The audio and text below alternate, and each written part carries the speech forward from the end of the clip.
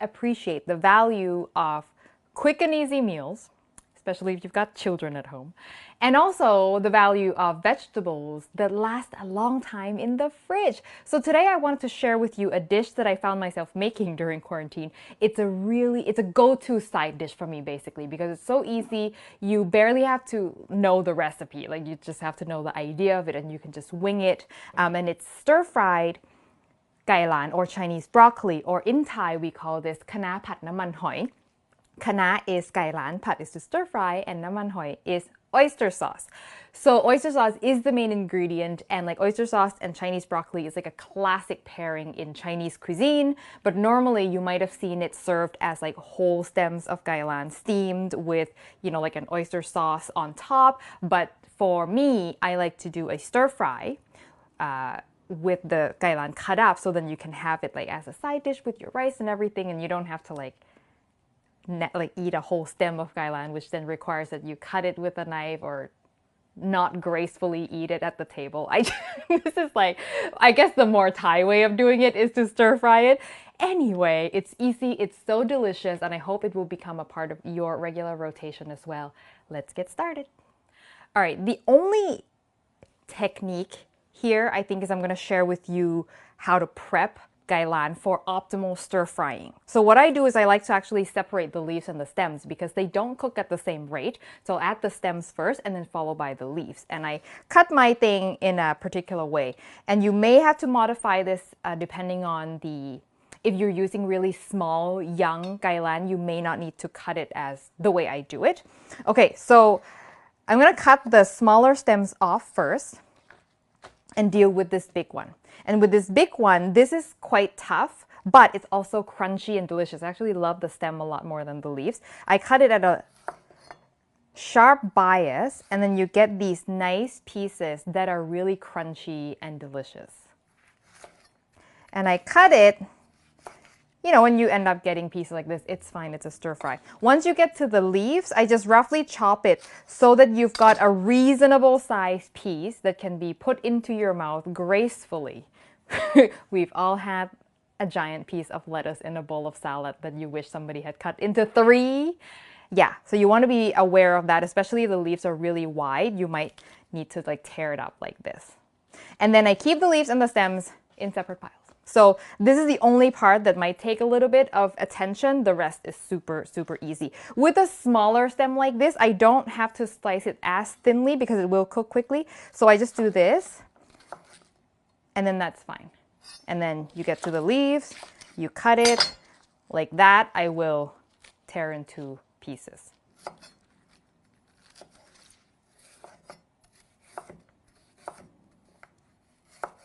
Yeah, and if you've got a piece that's really wide, what you might want to do is just cut it lengthwise first, and then, cut it into pieces. And this will wilt quite a bit, so it doesn't have to be tiny, but, you don't want it long. There's my stems. Okay, let's do the sauce, which is super simple. You can just like throw this in the wok at the stove, but I just want to do it the hot Thai kitchen style. I've got some oyster sauce. For this, you definitely want to use good quality oyster sauce. So when you look for oyster sauce at the store, look for something where the oyster is the first ingredient. And then I'm going to add just a little bit of soy sauce. You can't just use all oyster sauce, but I think a combination of the two gives a nicer result. I'm going to add a splash of water. You can use chicken stock if you've got one already open, but it's a small amount. You don't need to open a whole new one for it. I'm going to add a little bit of sugar, and I've got a touch of white pepper right here that I will add at the wok. And then the only other ingredient I need is garlic. Lots and lots of garlic, and you can roughly chop, but what I like to do is actually pound them. So I've got garlic I have not yet peeled because I'm going to pound them. I just have to basically give them a crush. So if you've lightly crushed them and then, oops, the peel just slips right off, and then you just take the peel out of your mortar basically. Like that, see? So easy. And if you get little like bits of garlic peel in the mortar, don't worry about that. In Thailand, for the little tiny cloves of garlic, they're called Thai garlic, We don't even peel them. We just crush them and then just throw everything in and it's fine. Just give that a rough pound. Just so they're like shredded. Shredded, but still big pieces, which I like because we're going to cook this to the point where the pieces are nice and soft and sweet. So just like that. If you want to add spicy, you can add some fresh Thai chili. So you just pound the Thai chilies first into a paste and then add the garlic and pound the garlic. Okay. So just a little bit of oil in here. I'm going to start on relatively low heat, so like medium low, so that I give a lot of time for my garlic to heat up and infuse the oil without it burning. So this is a thing I think a lot of people misunderstand about stir frying is everything's got to be hot all the time, and it's not. Gentle sizzle is what you're going for. And then keep the heat relatively low. You want to be able to cook the garlic for at least like a whole minute before it starts to turn brown. I mean, you could do it high heat as well, but my goal here is to get the garlic nice and soft. So I need that time. Nice chunky garlic. Little more oil. Okay. Now I'm starting to see light golden color. I'm going to go in with the stems. And once you add the vegetables, then you can turn the heat up a little bit. And the stems are gonna need about a minute. Doesn't need, you know, you want the stems to still be crunchy at the end. Exploding garlic. I think I have garlic on my lashes. Cooking is some dangerous feats, people. You want the stems to still be crunchy, so you don't want to overcook it. So it needs 30 seconds to a minute. Okay. Stems are now vibrant green. I'm going to go in with the rest of the leaves. Now, this is the key here. The longer you cook Gai Lan, the chewier the leaves become. So you just want, like you literally just want, it's wilted and out it comes. But, gotta get all your sauce in there. There we go.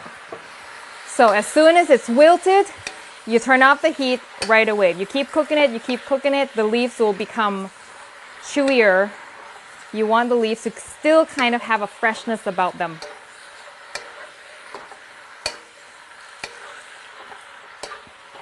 If you're cooking with electric stove, be mindful of the fact that if you turn off the stove, it's still going, like it's still hot. So you wanna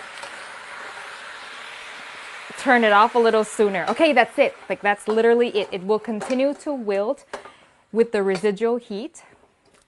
And you want to get it out of the pan into a plate right away because again, residual heat.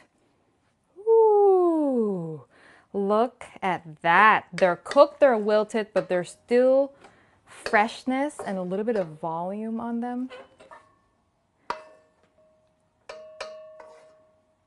Big, nice garlic pieces. That's the best part. You can even put more garlic. Put as much garlic as you like. Put a whole head. All right, let's get some rice. Oh, yes. Get some extra sauce on it. Yeah. I mean, this is so good. Sometimes if I just like need a light lunch, I'll just eat a leftover of this with rice and I don't need any protein.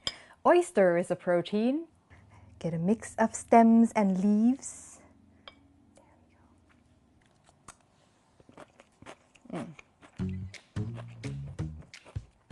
You can hear how crunchy that is.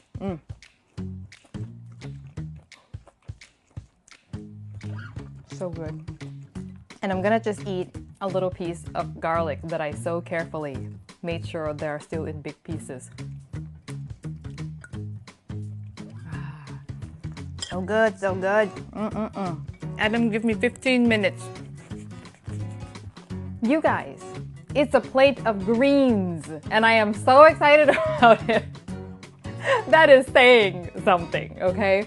Like, my husband grew up eating Chinese broccoli like his entire life, basically, and so he's not a fan of it because I feel like he's reached his sort of Gai Lan quota for his entire life. But when he tried this, he was like, oh, this is good. Like, this is different from the way, you know, he would normally have it, which is just steamed, basically. So if you've got kids or members of the family who are just like, I don't like vegetables, I don't like greens, please challenge them. Tell them that I sent you with this recipe. Follow it exactly, follow all the technique, and tell me they still don't like it, because I am willing to bet that this could change their mind. So I hope you give this a try. The recipe, as always, will be on hotthaikitchen.com. And when you make it, send me a photo. You can tag me on Instagram. That's the best place to send me photos, or post it to my Facebook page, or tag me on Twitter. And if you haven't subscribed to the show, make sure you do so you don't miss an episode. And click the